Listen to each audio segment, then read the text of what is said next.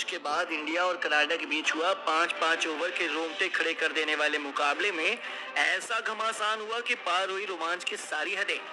देख करके दांतों तले उंगलियां दबाने पर मजबूर हुआ पूरा क्रिकेट जगत। तो आखिर कैसे कनाडा ने भारतीय गेंदबाजों की धज्जियां उड़ाते हुए ठोक डाले 89 रन।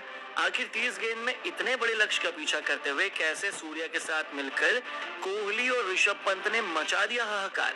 अंतिम गेंद पर जब जीत के लिए चाहिए थे 5 रन, क्या ऋषभ पंत महेंद्र सिंह धोनी की तरह लहरा पाए हैं कनाडा के खिलाफ हिंदुस्तान का परचम। इस कांटे के मुकाबले के दिल दहला देने वाली पूरी हाईलाइट का वीडियो हम आपको दिखाएंगे, लेकिन उससे पहले आपको क्या लगता है सूर्य पंत और कोहली में कौन सबसे बेस्ट टी20 खिलाड़ी है, नीचे कमेंट करके जरूर बताइएगा।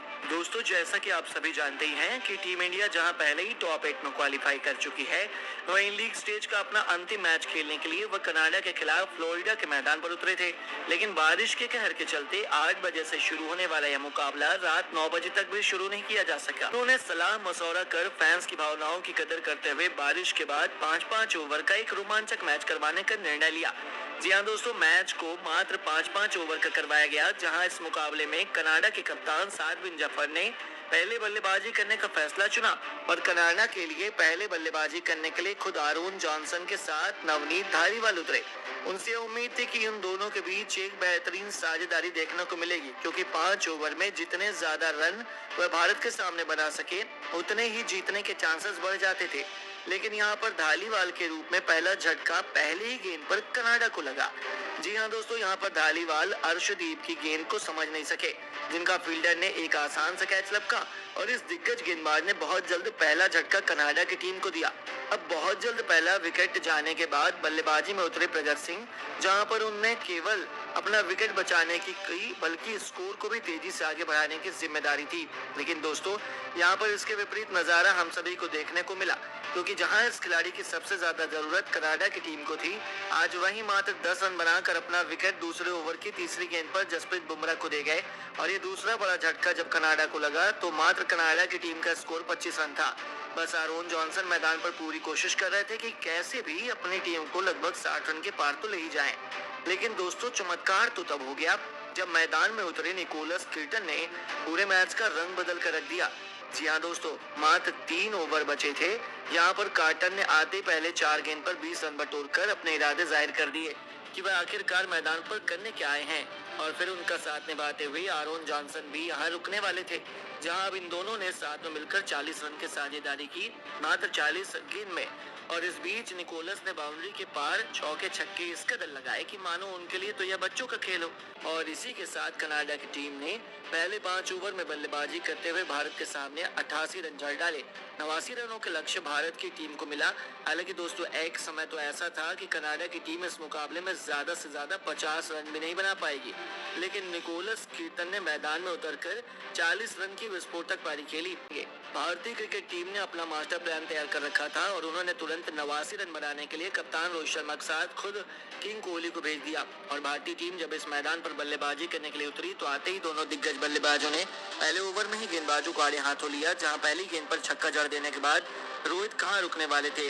उन्होंने अगली 2 गेंदों पर 2 छक्के लगाकर इस मैच में 3 गेंद पर ही 18 रन बटोर लिए थे।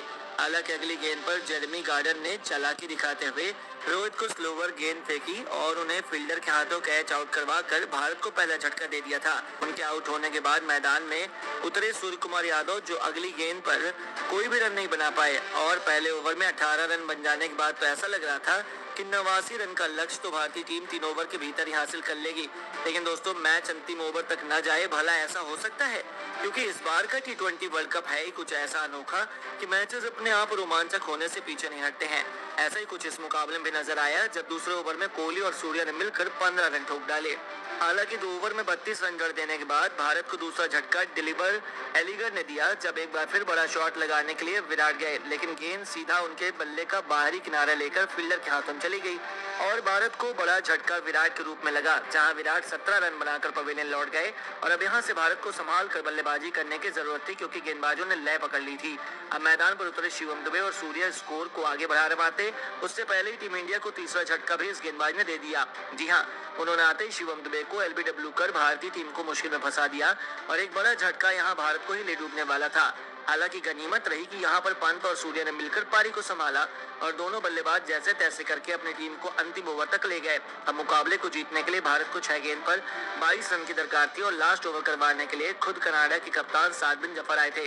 पहले ही गेंद पर सूर्या ने छक्का जड़कर इस गेंदबाज का स्वागत किया और अब 5 गेंद पर जीतने के लिए मात्र 16 रन चाहिए थे। अगली गेंद सूर्या से मिस हो जाती और तीसरी गेंद पर सूर्या ने सिंगल लेकर सारी जिम्मेदारी ऋषभ पंत को थमा दी। हालांकि सबको पता था कि पंत यह करिश्मा कर सकते हैं।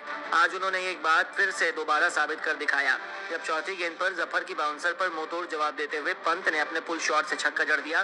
तो अगली गेंद पर जब जफर ने चालाकी दिखाई तो धोनी के चेले ऋषभ पंत ने मैदान को जीतते हुए चौका लगाकर मैच को अंतिम गेंद तक पहुंचा दिया। अब यहां से मैच को जीतने के लिए भारत को मात्र 5 रन चाहिए थे एक बॉल पर।